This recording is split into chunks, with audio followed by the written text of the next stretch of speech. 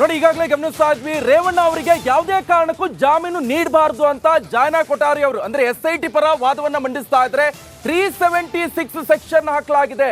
376 section ಹಾಕಿದ ತಕ್ಷಣ ಅದು ಜಾಮೀನು ಕೊಡಲು ಬರೋಲ್ಲ ಅಂತ ಈಗ ವಾದವನ್ನ ಮಂಡಿಸ್ತಾ ಇದ್ದಾರೆ ಜಯನಾ ಕೊಠಾರಿ ಅವರು. ರೇವಣ್ಣ ಜಾಮೀನು ನೀಡಿದಂತೆ SIT ಪ್ರಬಲ ವಾದ ಇದು. ಈ ಕೇಸ್ನಲ್ಲಿ ಸೆಕ್ಷನ್ 376 ಹಾಕಲಾಗಿದೆ.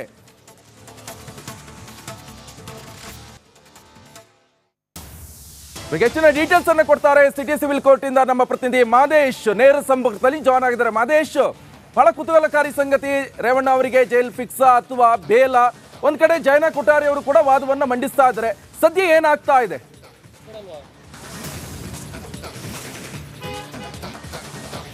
ನಿಕೇಶ್, ಈಗಾಗಲೇ ವಿಚಾರಣೆ ನಡೀತಿದೆ. ಜಯನಾ ಕೊಠಾರಿ ಅವರು ಒಂದಷ್ಟು ಅಂಶಗಳನ್ನು ಅಂದರೆ ಒಳನರಸೀಪುರ ಟೌನ್ ಠಾಣೆಯಲ್ಲಿ ಏನೆಲ್ಲ ದಾಖಲಾಗಿತ್ತು ಆ ಒಂದು ಪ್ರಾಥಮಿಕ ಹಂತದ ಮಾಹಿತಿಯನ್ನು ಜಡ್ಜ್ಗೆ ಹೇಳುವಂಥ ಕೆಲಸವನ್ನು ಮಾಡಲಾಗ್ತಿದೆ. ಯಾಕಂದರೆ ಆ ಒಂದು ಪ್ರಕರಣದಲ್ಲಿ ಈ ಆರೋಪಿತ ಸ್ಥಾನದಲ್ಲಿರುವಂಥ HD ರೇವಣ್ಣ ಅವರು A1 ಆರೋಪಿಯಾಗಿದ್ದಾರೆ. ಅವರ ವಿರುದ್ಧ ಏನೆಲ್ಲ ಆರೋಪಗಳು ಕೇಳಿಬಂದಿತ್ತು ಅದನ್ನು ಜಡ್ಜ್ಗೆ ಎಕ್ಸ್ಪ್ಲೇನ್ ಮಾಡುವಂಥ ಕೆಲಸವನ್ನು ಮಾಡ್ತಿದ್ದಾರೆ. ಈಗಾಗಲೇ 164 ಹೇಳಿಕೆಯನ್ನು ಕೂಡ ಆಕೆಯಿಂದ ಅಂದರೆ ಸಂತ್ರಸ್ತೆಯಿಂದ ದಾಖಲು ಮಾಡಿಕೊಳ್ಳುವಂಥ ಕೆಲಸವನ್ನು ಅವತ್ತಿನ SIT ಅಧಿಕಾರಿಗಳು ಮಾಡಿದರು. ಅದರ ಬಗ್ಗೆ ಈಗಾಗಲೇ ತನಿಖಾ ವರದಿ ಕೂಡ ತಯಾರಾಗಿದೆ. ಪ್ರಾಥಮಿಕ ಹಂತದ ತನಿಖಾ ವರದಿ ಆ ಫೈಲನ್ನು ಓದುವಂಥ ಕೆಲಸವನ್ನು ಮಾಡ್ತಿದ್ದಾರೆ. ಅವತ್ತು ಸಂತ್ರಸ್ತೆ ಏನೆಲ್ಲ ಹೇಳಿಕೆ ಕೊಟ್ಟಿದ್ಲು, ಜೊತೆಗೆ ರೇವಣ್ಣ ಅವರ ವಿರುದ್ಧ ಯಾವೆಲ್ಲ ಆರೋಪಗಳನ್ನು ಆಕೆ ಮಾಡಿದ್ಲು ಅನ್ನೋಂಥದ್ದನ್ನು ಹೇಳುವಂಥ ಕೆಲಸವನ್ನು ಮಾಡ್ತಿದ್ದಾರೆ. ಯಾಕಂದರೆ ಈ ಒಂದು ಪ್ರಕರಣದಲ್ಲಿ ಇಲ್ಲಿ HD ರೇವಣ್ಣ A1 ಆಗಿದ್ದಾರೆ, ಜೊತೆಗೆ ಪ್ರಜ್ವಲ್ ರೇವಣ್ಣ A2. ಪ್ರಜ್ವಲ್ ರೇವಣ್ಣ ಅವರ ವಿರುದ್ಧ ಅವತ್ತಿನ ಹೇಳಿಕೆ ಆಧರಿಸಿ ಅಂದರೆ ಸಂತ್ರಸ್ತೆಯ ಹೇಳಿಕೆಯನ್ನು ಆಧರಿಸಿ 376 ಅಂದರೆ ಅತ್ಯಾಚಾರದ ಪ್ರಕರಣವನ್ನು ದಾಖಲಿಸಿಕೊಳ್ಳುವಂಥ ಕೆಲಸವನ್ನು ಮಾಡಿದರು. ಆ ಒಂದು ಗ್ರೌಂಡ್ಸ್ ಮೇಲೆ ಈಗಾಗಲೇ ಅವರ ವಿರುದ್ಧ ತನಿಖೆ ಕೂಡ ನಡೀತಿದೆ. ಮತ್ತೊಂದು ಕಡೆ ಇವರ ವಿರುದ್ಧ ಅಂದರೆ HD ರೇವಣ್ಣ ಅವರ ವಿರುದ್ಧ ಲೈಂಗಿಕ ದೌರ್ಜನ್ಯ ಆರೋಪ ಕೇಳಿ ಬಂದಿತ್ತು. ಜೊತೆಗೆ ನಡಿ ಈಗ ಶುರು ಮಾಡೋಣ. ಕೇಸರಿಯಿಂದ ಮನೋಲ್ಲಾಸ ಮನಸ್ಸು ಮತ್ತೇರಿ ಕುಣಿದಾಡಿದೆ ನೋಡು, ಮನಸ್ಸು ಮತ್ತೇರಿ ಕುಣಿದಾಡಿದೆ ನೋಡು. ಕ್ಷಣ ಕ್ಷಣವೂ ಆಚರಿಸಿ ಕೇಸರಿ ಹಬ್ಬ. ವಿಮಲ್ ಬಾಯಲ್ಲಿ ಹೇಳಿ ಕೇಸರಿ. ಭವಾನಿ ರೇವಣ್ಣವರು ಮನೆಯಲ್ಲಿ ಇಲ್ಲದಂಥ ಕಾರಣದಲ್ಲಿ ಇವರನ್ನು ಅಂದರೆ ಸಂತ್ರಸ್ತೆಯನ್ನು HD ರೇವಣ್ಣ ಕರೆದಿದ್ರು ಅನ್ನೋಂಥದ್ದು ಕೂಡ FIR-ನಲ್ಲಿ ಉಲ್ಲೇಖ ಮಾಡುವಂಥ ಕೆಲಸವನ್ನು ಮಾಡಲಾಗಿತ್ತು. ಜೊತೆಗೆ 164 ಹೇಳಿಕೆಯಲ್ಲೂ ಕೂಡ ರೇವಣ್ಣ ಅವರಿಂದ ಒಂದಷ್ಟು ಕಿರುಕುಳ ಆಗಿರೋದ್ರ ಬಗ್ಗೆ ಕೂಡ ಸಂತ್ರಸ್ತೆ ಹೇಳಿಕೆಯನ್ನು ನೀಡಿದ್ರು ಅನ್ನೋಂಥದ್ದು ಸದ್ಯಕ್ಕೆ ಗೊತ್ತಾಗ್ತದೆ. ಆ ಒಂದು ವಿಚಾರವನ್ನು ಸದ್ಯಕ್ಕೆ ಜಯನಾ ಕೊಠಾರಿ ಅವರು SIT ಪರ ವಕೀಲರಾದಂಥ ಜಯನಾ ಕೊಠಾರಿ ಅವರು ಜಡ್ಜ್ ಮುಂದೆ ಉಲ್ಲೇಖ ಮಾಡುವಂಥ ಕೆಲಸ ಮಾಡ್ತಿದ್ದಾರೆ. ಅದನ್ನು ಕೂಡ ವಿವರಿಸುವಂಥ ಕೆಲಸವನ್ನು ಮಾಡ್ತಿದ್ದಾರೆ. ಈ ಒಂದು ಆಧಾರದ ಮೇಲೆ ಇವರಿಗೆ HD ರೇವಣ್ಣ ಅವರಿಗೆ ಬೇಲ್ ಕೊಡಬಾರದು ಅನ್ನೋಂಥ ವಾದವನ್ನು ಮಂಡಿಸುವಂಥ ಕೆಲಸವನ್ನು ಮಾಡ್ತಿದ್ದಾರೆ.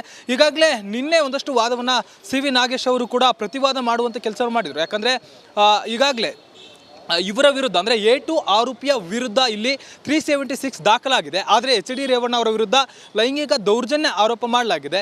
ಅದು ಬೇಲಬಲ್ ಸೆಕ್ಷನ್. ಆದರೆ A2 ವಿರುದ್ಧ ಮಾತ್ರ ಇಲ್ಲಿ ನಾನ್ ಬೇಲಬಲ್ ಸೆಕ್ಷನ್ ಇದೆ. ಹೀಗಾಗಿ ಈ ಒಂದು ಗ್ರೌಂಡ್ಸ್ನ ಮೇಲೆ CV ನಾಗೇಶ್ ಅವರು ಕೂಡ ಪ್ರತಿವಾದ ಮಾಡುವಂಥ ಸಾಧ್ಯತೆ ಇದೆ.